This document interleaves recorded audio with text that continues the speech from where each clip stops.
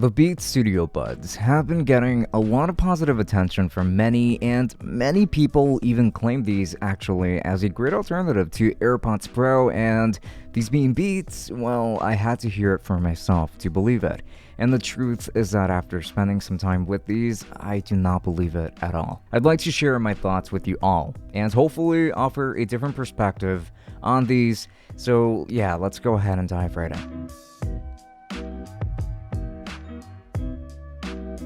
Before we continue, don't forget that I have a Twitch channel that you can go ahead and follow me on for live microphone reviews and much more than that. But you're also going to find my Instagram and a link to the text on the Discord in the description. So come join the community because it is a pretty cool one. We've also opened up a Patreon as of late where if you join, you'll be automatically entered to win one tech gadget every month in our exclusive giveaways. Details to that are going to be down below. Don't forget to check out the description for everything. Now let's get right into the video. However, I do want to leave you guys with a disclaimer here. I have tested a lot of different earbuds and headphones alike. I've tested many of the true wireless buds that have surfaced for the past few years, and same goes with over-ear headphones as well. I never expected audiophile quality out of these. That's just not what they are, so that's okay. But I say this because after testing out so many, I have become very picky when it comes to my preferences with wireless earbuds. So I kind of just wanted to explain what perspective I'd be coming from here,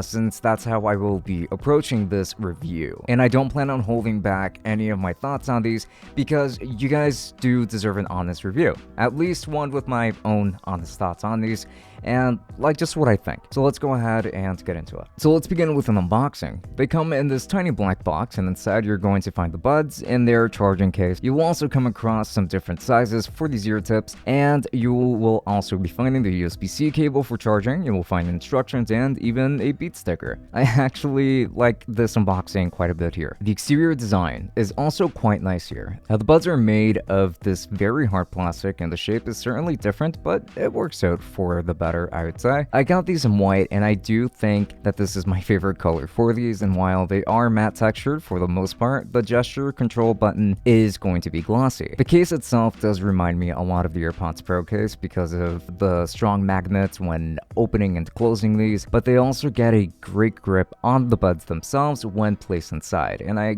really do like that about it. Honestly, this whole package looks and feels very premium, a lot more so than I expected, quite frankly, which is something I can't really say that Beats has failed at in the past, at least not from what I have been able to test. So when it comes to comfort, I thought that these were actually pretty decent. They are really tiny, so they do fit in my ears just fine. And also, I do find that wearing them for long periods of time was fairly comfortable, but these have a habit of falling off regardless of which ear tip I try out. This doesn't happen too often, but they will always slowly begin to loosen themselves from my ears, and one will begin to slowly fall before the other, but everyone's ears are different, and many people like them as they are already. I think that they're actually pretty comfortable as they are, but I guess that I kind of wish that there was a size somewhere between medium and small for these ear tips, and I think that that's probably what would work out the best for me. So this is when things get just a little bit murky for me. The gestures on these are handled by a physical button instead of touch gestures. I was actually surprised when I saw that because I've seen $100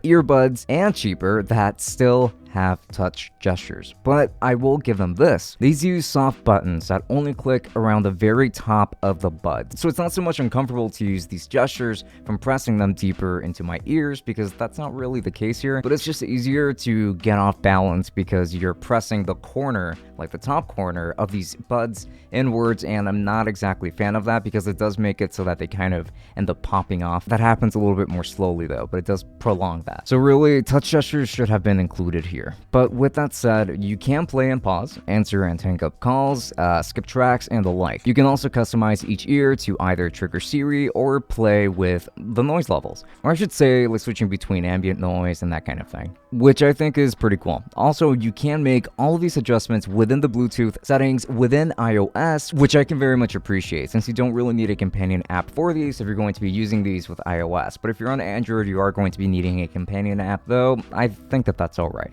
You can turn off and off noise canceling, as well as transparency mode and the nothing mode too. Now let's go ahead and talk about the sound quality. This, and by extension the next section, will be the ones that disappointed me the most here. But let's go ahead and start with the good things. These two have a wider soundstage than I am used to hearing from other earbuds, which is nice, and it lets me hear other instruments a little bit more clearly. So audio separation here is pretty decent. However, is it just me, or are these lacking in bass response? I never thought that I would ever say that about Beats, but it feels like they tried to go with a more balanced sound, which I always appreciate companies doing, and something that I do kind of wish that other companies like Raycon did kind of try to take more of a stab at. My problem is that surprisingly, bass is lacking to a degree where hip-hop just sounds tinny to me, and not at all balanced, but rather emphasize more so on the highs, which can actually get a little bit too high for my taste during many types of songs, and downplaying the lows too much. But I would say that the biggest offender here is the reduction in that mid-range that really has been taken down more than just a few notches. So when it comes to other genres like orchestral music, I did enjoy these quite a bit actually. Again, this feels so weird to say, but the audio separation and the more flat sound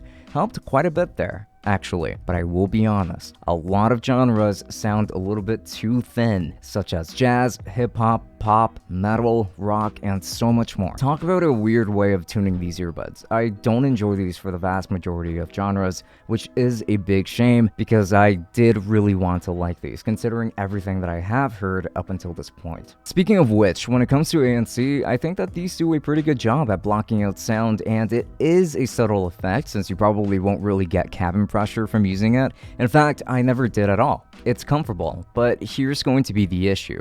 The sound signature does change depending on what mode you use with these slightly and sometimes much more aggressively. In transparency mode, these still block out the same amount of sound as if you were still using ANC, so I wouldn't really consider it to be all that transparent whatsoever. In fact, you can hear the most when you have both modes off. Not to mention that this mode is the strongest offender, so this is going to be normal mode, I guess, or nothing mode, as I called it earlier, because when both modes are off, music sounds absolutely terrible. Almost like it's being filtered through something, and it just sounds like a really bad recording of something. I have never come across an issue like this, and I still can't believe that these are this bad.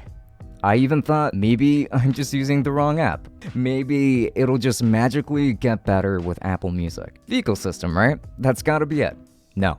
It's just as bad, and I truly do regret to say this because I actually went in with high expectations regarding this. So I really hate to be the one to deliver on a negative reviews, but I genuinely don't really hear the appeal to these. Regular AirPods sound better. Hell, AirPods Pro sound much better. And I even dare to say that the Raycon E85s handle ANC and just sound in general a little bit better.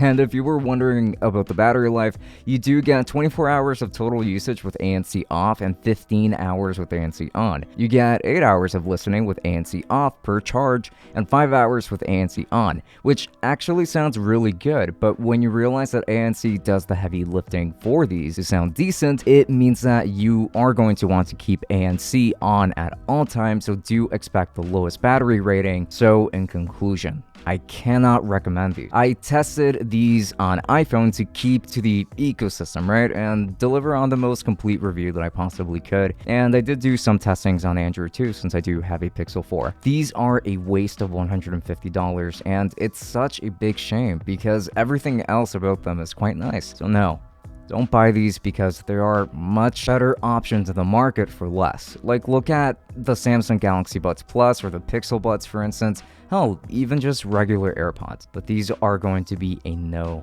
from me.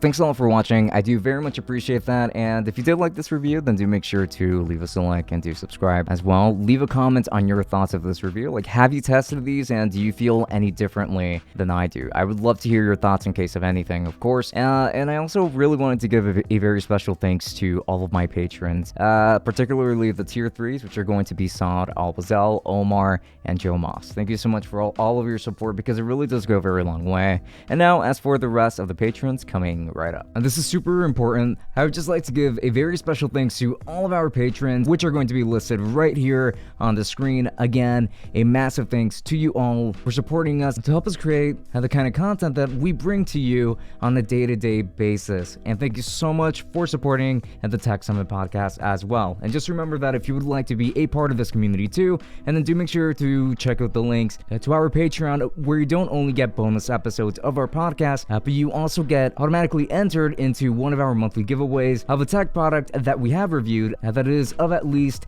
$50 in value or higher. So links to that down below. Now, don't forget to follow me on the rest of my social media, such as my Instagram and my Twitch. There's also going to be the Tech Summit Discord. Do make sure to join that because there are a lot of nice people over there. But with that said, this has been Francisco from Tech Summit. Thank you for watching, and I will be seeing you all later. I can't wait for the summer to end. Enjoy.